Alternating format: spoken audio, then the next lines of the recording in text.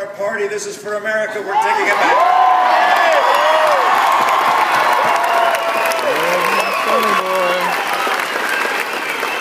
What an honor to be introduced by Colonel Anton. I appreciate his service in our military. I appreciate the men and women who serve in our military and have served in our military.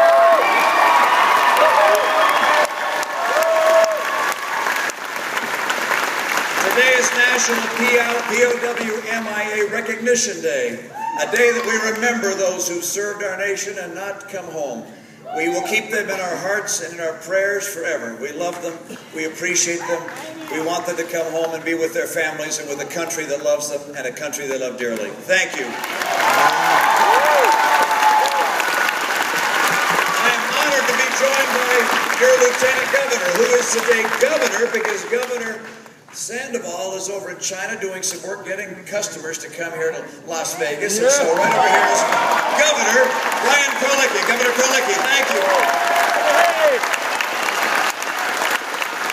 And as you know, Congressman Heck would be here.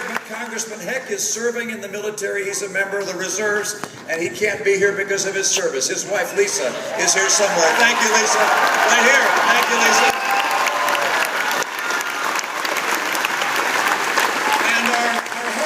So heavy as we recognize that Tyrone Woods, a hero who stood up to protect his fellows in Libya, lost his life. A Nevadan, a Las Vegan who has lost his life. He left 3 children and a wife behind. May our hearts and prayers be turned to her and to their family as well. Thank you.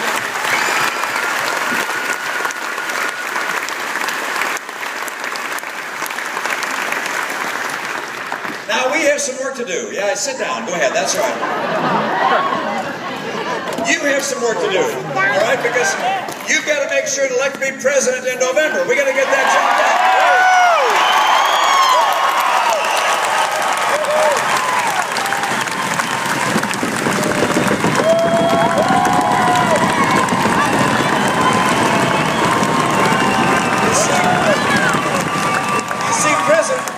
President Obama raised up the white flag of surrender again yesterday.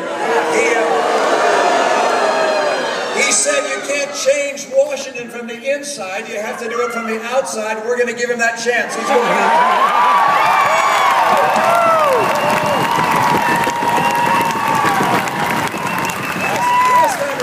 Last time around, his campaign slogan was, "Yes, we can." I'm afraid it's changing now to "No, he can't." We're going to take that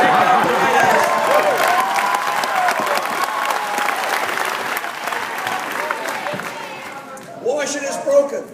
Washington is broken. There's so much we need Washington to do. We have 23 million people out of work. Incomes have been declining for 4 years in a row. 8% unemployment for over, how many, 43 months right here in Las Vegas and in Nevada. You've seen housing prices bumping along the bottom, record numbers of foreclosures. These are tough times. We have a president who says he can't fix Washington. I can, I will lead, I'll get this done.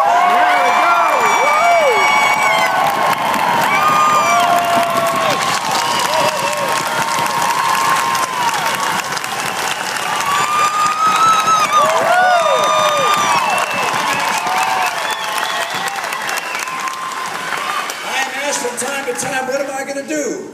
How am I going to get these things done? And there are 5 things I do, and I want to repeat them for you if you haven't heard them before. Number 1, to get this economy going and create 12 million jobs in the next 4 years. And by the way, when we create those 12 million jobs, we're going to see incomes go up again. Because even people, as you know, even people with jobs are having a hard time right now. Because the median income in America has dropped by $4,300 a family. And when median income is about $50,000, you think about the impact on all those families that are seeing $4,300 in less take-home pay. And then, of course, the gasoline prices have doubled. The cost of health insurance has gone way up. Cost of food is up. Cost of electricity is up. These are tough times even for the people who have a job. So it's hard for those that have a job, hard for those that don't have a job. So you ask me, what am I going to do to get those jobs and rising wages? Number 1, I'm going to take advantage of our oil, our coal, our gas.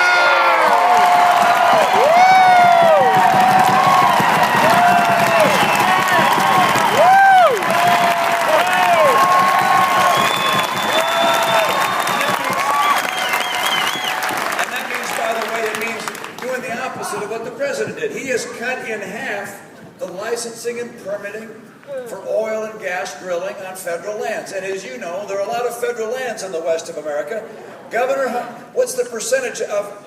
The percentage of Nevada that is federal lands is 87%. All right? So I'm going to make sure that we double, not cut in half, we double the number of licenses and permits to drill for oil and gas on federal lands.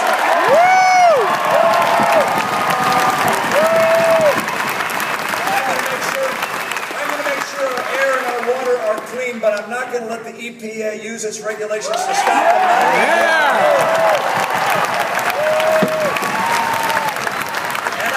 Bring that pipeline in from Canada so we get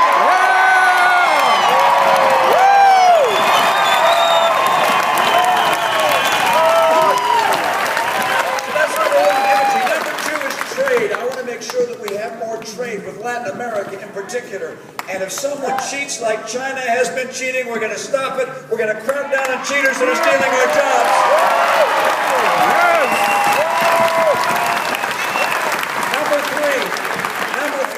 Make sure that our workers have the skills they need to succeed. And right now, Washington thinks it knows better than the people of Nevada how to train people. There are 47 different federal job training programs, and they report to 8 different federal agencies. All that money, all that overhead, what I want to do is take those dollars, bundle it up, send it back to Nevada, and say, you train your people for the jobs the people of Nevada need. There we go!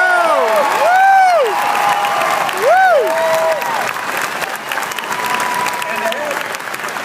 And to have the skills to succeed, we not only have to train our current workers, but also we have to make sure our kids are getting the education that will allow them to succeed. There we go. And we know how to do that. This is not a mystery. We can look at various nations around the world and see who's successful and who's not. We can look at our nation and see on average that our kids are scoring in the bottom quartile or bottom third in math and sciences. It's unacceptable. I'm very proud that in my state, my predecessors there, both in the governor's office and the legislature, worked hard, made changes to improve our schools. They're now ranked #1 in the nation. This I know. If you want to have great schools, you have to put the kids and their parents and the teachers first, and the teachers' union behind. That's what I'm talking about.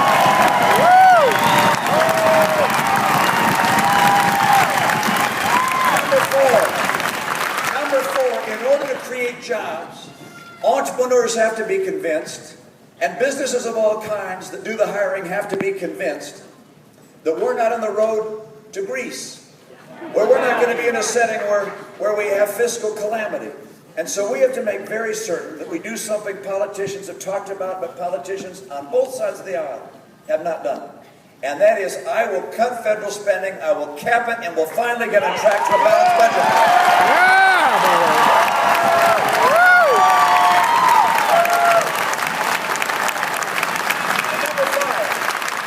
Number five, to get this economy going, we have to champion small business. We have to make it easier for entrepreneurs and small businesses. And that means doing the opposite of what the president's proposed. He's going to raise taxes on 1 million small businesses. I want to lower the taxes on all of the small businesses. There you go. I want to get regulators to see their job is not just stopping the bad guys, but also encouraging the good guys. And I also want to take this big cloud off of small business. I want to repeal Obamacare and replace it with...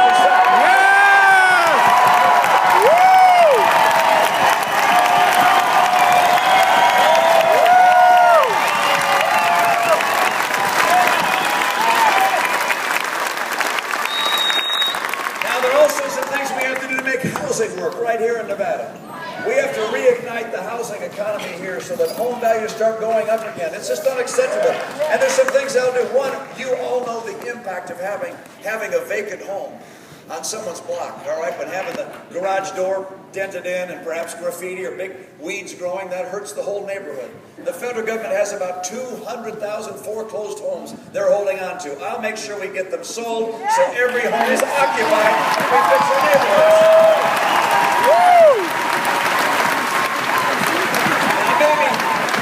Maybe some of you have tried to get a mortgage lately. And if you have, you'll find out how hard it is to get a mortgage lately. And I'll tell you why. It's kind of a confusing thing, but they passed this law called Dodd-Frank, and in there they say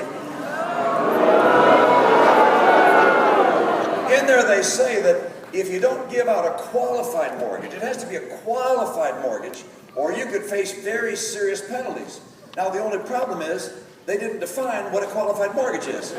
So for 2 years, the people who are bankers and mortgage bankers want to give mortgages, but they don't know whether they're going to get in trouble because they don't know what the definition of a qualified mortgage is. And so we've had a hard time getting credit out to people who would want to buy a house. I will get credit flowing to people who are qualified so they can buy a home. And we can start moving on. There you go.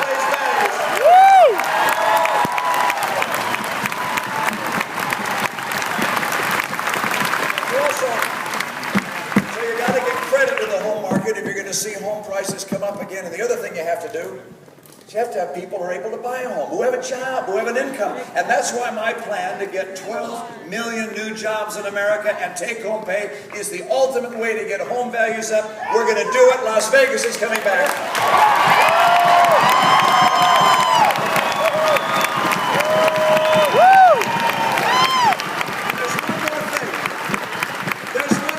That's going to help Las Vegas and get home values up and get unemployment down here.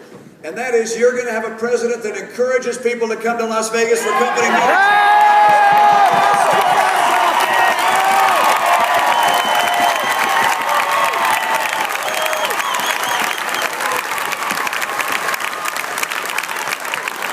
Guys, this is important. What we're talking about is important. It's important to 23 million people that don't have a job. It's important to those folks that are coming out of college that wonder whether they can find a job. This last spring, half the kids coming out of college couldn't find work or college-level work. This is the most prosperous nation in the history of the earth. How can that be? We have got to fix this for ourselves, for the coming generation, and for the world. It matters for America to be strong. I was in Poland. A few weeks ago and got the chance to meet a world hero, Lech Walesa. A man who stood up for the Soviet Union.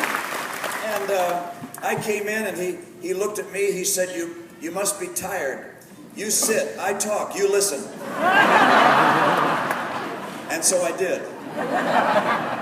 And then he said one thing time and again over about 15 minutes. He said, where is America's leadership? We need America to lead. America's the only superpower on the planet. We need leadership. We need leadership, American leadership around the world. We need to have a military so strong no one would ever think of testing America.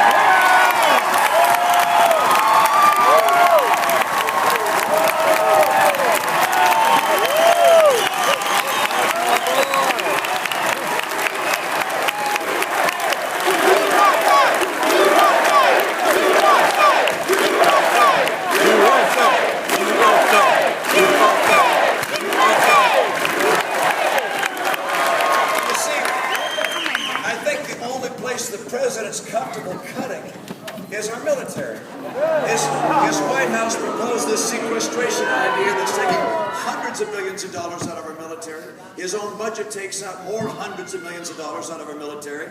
I will not cut our military. The world is not safe. We must have a strong military. There we go. That's what I'm talking about.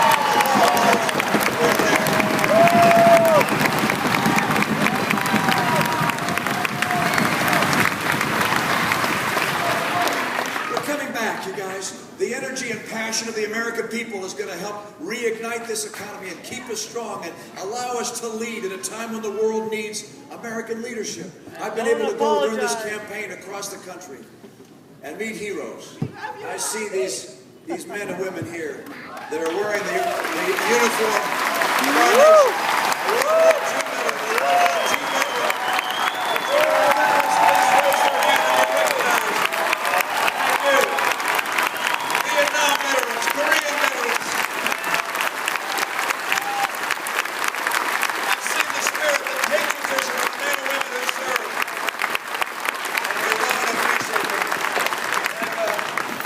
Seen the homes of America and how much we love our children and care for them and invest in their future. I've seen also the people who start businesses that employ themselves and one another. And I'm always amazed at the ways that people can do and how they start businesses and grow them. And sometimes the innovativeness just inspires me. Why, Debbie Summers right here in Las Vegas, you probably don't know Debbie. She's in the furniture rental business. You know her. She's furniture rental. She rents furniture to conventions that come here and to nightclubs and so forth. I went to her warehouse. It looked to me like what she rents are black naugahyde sofas and black coffee tables. And after President Obama said not to come here for company meetings, her business totally died. And she was gonna lose her business perhaps and lose the jobs of people who work there. But she's creative and innovative.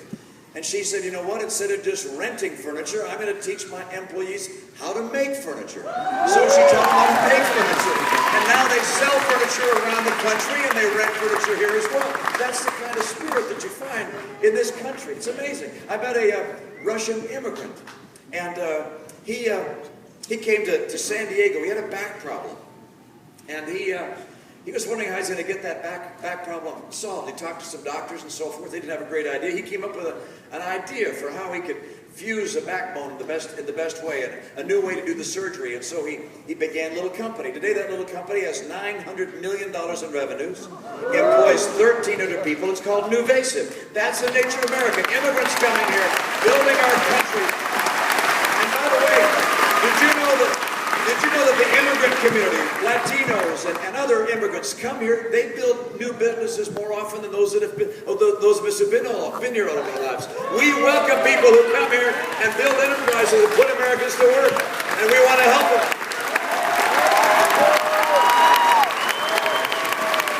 And he said right there, he said, you know what, if you come here and you build a business, you did build that business.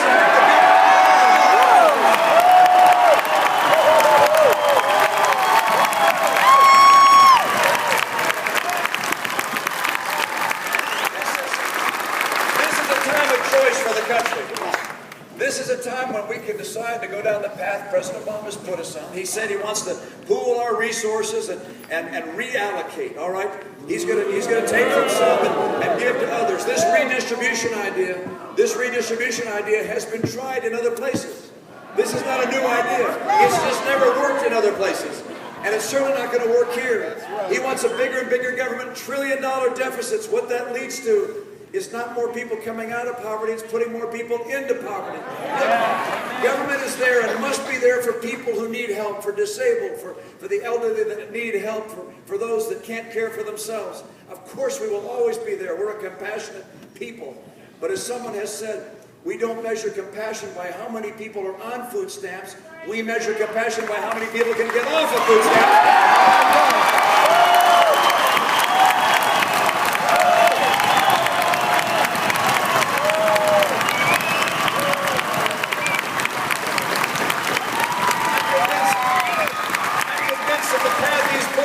The path to Europe, or I jokingly say to California, all right? And I don't want to go there.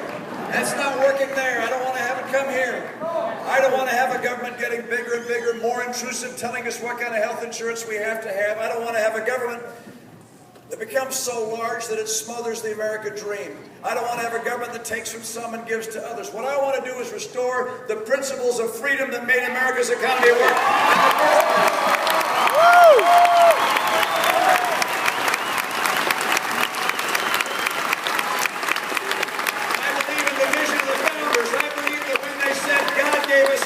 They were right, and among those rights are life and liberty and the pursuit of happiness.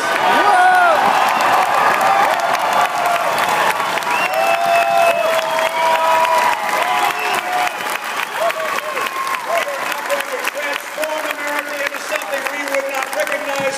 We will restore American greatness by restoring the principles of America. We will restore freedom, free opportunity for the American people to realize their dreams. That's what's going to bring us back. I want to create those 12 million jobs. I want to help every citizen of this country have a bright and prosperous future. I want your children to know the future will be better than the past. We're going to make it happen. I need you to get me elected.